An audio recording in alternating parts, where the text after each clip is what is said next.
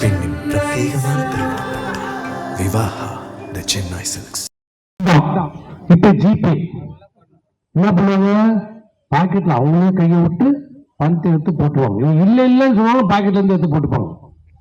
வீட்டு காசை வாங்கி 10 ரூபாய் எடுத்து 50 பைசா உங்களுக்கு கொடுப்பான் மிட்டாய். இப்ப 1000 ரூபாய் பிஸ்கெட் கொடுத்து செயினை தெரியும் போறாங்க, தெரியும் போயில ஓட்ட. அது மாதிரிதான் அதிமுக மக்களோட மக்களாக என்றைக்கும் மக்களுக்காக குரல் கொடுக்கிற இயக்கம் ஆட்சியில் இருந்தாலும் சரி இல்லை என்றாலும் சரி உங்களுக்காக பாடுபடுகிற ஒரு இயக்கம். இந்த 5 வருஷம் ஆமா நாங்க எந்த கட்சியில் இருக்கிறோம், நாங்க வராம வந்துட்டோம். வருஷம் வருஷம் இந்த நிகழ்ச்சியை பண்ணிட்டு இருக்கிறோம். வருஷத்துல ஒரு ஊர்ல பண்ணிட்டு தான் இருக்கும். எங்களால் முடியுமோ அந்த நிகழ்ச்சியை செய்யணும் தான் இருக்கும். சில பேர் ஆளுங்கட்சி இருந்தா வருவோம், அப்படி பந்தா வருவோம், காரை விட்டு இறங்க மாட்டோம், கண்ணாடி விட்டு கூட இறக்க மாட்டோம். ஏன்னா ஏசி வெயில் அடிக்குமா, அவங்கள குடும்பம் 2000 பண்ணி மாற்றி சொல்லிட்டாரு பிறகு வர அந்த கதைக்கு. இப்ப என்ன நிலைமை, இந்த காலகட்டம் முக்கியமான காலகட்டமா. நேற்று முன்னாள் இறுதி வாக்காளர் பட்டியலை அறிவிச்சுட்டாங்க. இன்னும் கொஞ்ச நாள்ல, இன்னும் 30 நாள் 35 நாள்ல நீங்க ஓட்டு போட போறீங்க. அடுத்த 5 ஆண்டு காலத்துக்கு யார் இந்த நாட்டை ஆள வேண்டும், யார் வந்தால் சிறப்பாக இருக்கும், யார் வந்தால் இந்த நாட்டை காப்பாற்றுவார்கள், யார் வந்தால் சொன்னை சொல்லி காப்பாற்றுவார்கள், யார் வந்தால் பெண்களுக்கு பாதுகாப்பாக இருக்கும், யார் வந்தால் சீரழிந்து போயிருக்கிற இந்த இளைஞர் சமுதாயத்தை காப்பாற்ற முடியும், யார் வந்தால் விவசாயிகளுடைய பிரச்சனைகளை தீர்ப்பதற்கு நடவடிக்கை எடுப்பார் என்று நீங்கள் சிந்தித்து வாக்களிக்க வேண்டிய நேரம் ரொம்ப நாள் இல்லை. அடுத்த மாசம் இறுதிக்குள்ளாக நீ ஓட்டு போடணும். 30 நாள் 35 நாள் தான் இருக்குது. தேர்தல் இன்னைக்கு நைட் அறிவிக்கலாம், காலையில் அறிவிக்கலாம், நாளைக்கு அறிவிக்கலாம், இல்லை நாளைக்கு அறிவிக்கலாம். இந்த மாசம் முடியறதுக்கு இன்னும் 3 நாள் தான் இருக்குது. இந்த 3 நாளுக்குள்ள அறிவிப்பு வருங்கிறாங்க. இல்லைன்னா அடுத்த மாசத்துல முதல் வாரத்துக்குள்ள அதிகபட்சம் இந்த ஆட்சியினுடைய இப்ப ஐசியில் இருக்குது, உயிர் நாடி குச்சி இருக்குது, பால் ஊத்து பாலை ஊத்து. தேர்தல் ஆணைய தேதி அறிவிச்சோன்னு நம்ம பாலை ஊத்திடலாம், உடன்கட்டை ஏற்றலாம். 30 நாள் நம்ம ஓட்டு போடுற வரைக்கும் காத்துட்டு இருக்க வேணாம். தேதி அறிவிச்சோன்னு அப்பயே பாலை ஊத்தி எடுத்துடலாம். போதும் இந்த ஆட்சி, எது போதும் போதும். அவங்க சொன்ன வசனம் தான். யாரு அது எனக்கு சரியா சொல்றது இல்லை, மறந்து போச்சு.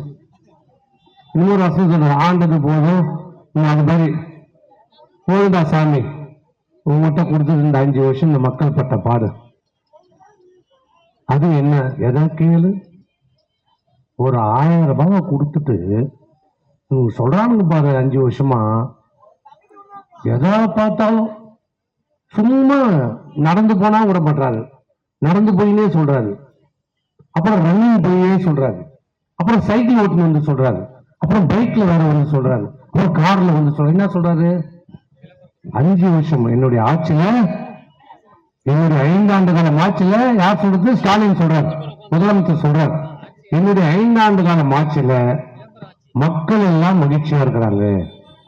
முதல்ல அவர் சொல்றார், நான் மனிதர்களுக்கு இன்னைக்கு வாக்குறுதி கொடுத்திருக்கிறார். பள்ளி கடன், உங்களுடைய பிள்ளைகளுக்கு எல்லாம் படிக்கிறதுக்கு கடன் வாங்கினீங்க பேங்க்ல, டாக்டரா படிக்கணும், இன்ஜினியரா படிக்கணும், எல்லாம் வாங்கினீங்க. ஸ்டாலின் என்ன சொன்னாரு, நான் ஆட்சிக்கு வந்தா இந்த கல்வி கடனை நான் ரத்து பண்றேன். பண்ணிட்டாரா? 5 வருஷம் இல்ல,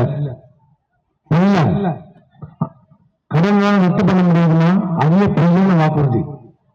கடன் யார் வாங்கினாலும் வங்கியில செலுத்தி தான் ஆகணும், அரசாங்கம் வாங்கினாலும் கடனை செலுத்தி தான் ஆகணும். அதனால இப்ப எடப்பாடி நாசன் உண்மையான வாக்குறுதி கொடுத்திருக்காரு. என்னன்னு, நான் முதலமைச்சராக ஆனால் வங்கியிலே உங்கள் பிள்ளைகளுடைய படிப்புக்காக வாங்கின கடனை தமிழக அரசு, என் அரசு நானே ஏற்றுக்கொள்வேன். அரசாங்கம் ஏற்று அரசாங்கம் வங்கிக்கு பணத்தை கட்டும், தமிழக அரசு பணத்தை கட்டும். கட்டுவோம், கட்ட முடியும். ஏன், எங்க கூட்டணியில் யார் இருக்கிறாங்க, இந்திய நாட்டுடைய பாரத பிரதமர் ஜி எங்க கூட இருக்கிறார்.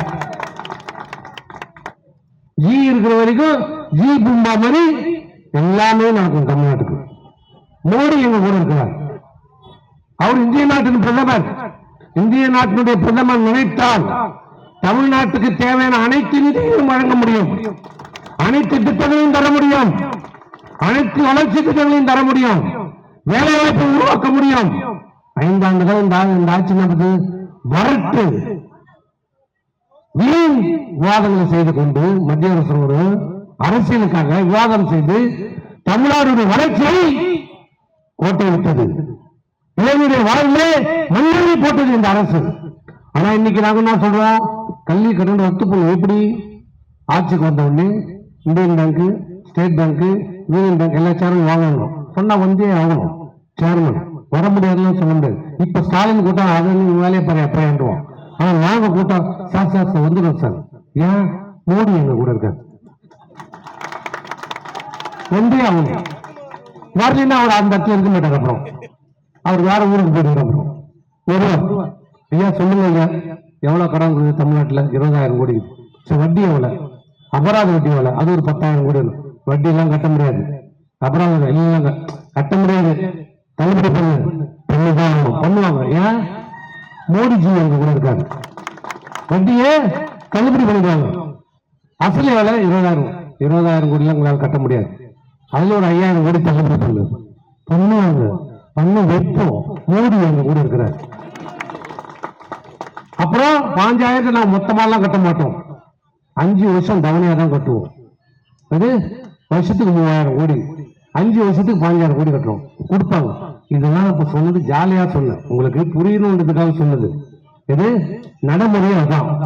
ஒரு தனியார் நிறுவனம் ஒரு 5,000 கோடி பேங்க்ல கடன் வாங்கிட்டா அந்த கடன் அந்த நிறுவனம் நஷ்டத்துல போயிடுச்சு, முடங்கி போச்சு, திவால் ஆயிடுச்சுன்னா கொடுத்த வங்கி எல்லாம் உட்கார்ந்து பேசுவாங்க. அவனுக்கு ஒரு வாய்ப்பு கொடுப்பாங்க. கடைசியா அந்த லோனு பண்ண என்ன இன்னைக்கு இந்த 6,000 கொடுக்குறேன், அதான் இந்த கல்வி கடனுக்கான கடனை தள்ளுபடி பண்ணிருக்கலாம்ல.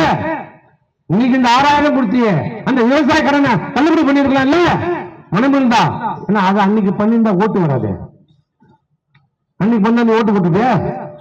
இப்பதான் 30 நாள் ஓட்டு போட போற, அதனால தர. இதெல்லாம் விடுமா? முக்கியமான உங்க பிரச்சனை ஒண்ணு இருக்குது. என்ன சொன்ன தேர்தலில்? நான் ஆட்சிக்கு வந்தா 150 நாள் வேலை வாய்ப்பு, 3 நாள் வேலை வாய்ப்பு தரணும். வருதா?